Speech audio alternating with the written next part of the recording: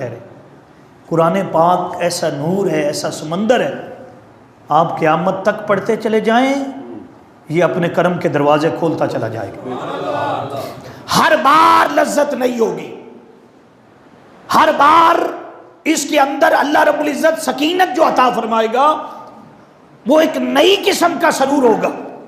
ہر بار جب آپ اللہ سے جڑیں گے اور مصطفیٰ سے جڑیں گے، قرآن آپ کو لذت دے گا۔ اور اگر لذت مل رہی ہے، کیا مل رہا ہے؟ اذا ذکر اللہ وجبت قلوبہم زادت ایمانا۔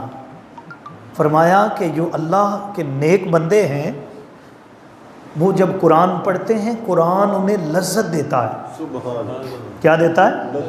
وجبت، وجد آتا ہے، قلوبوں کے اندر نور اترتا ہے، سرور اترتا ہے، ایمان ترقی کرتا ہے۔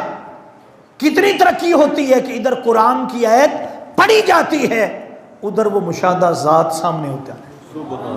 یہی وجہ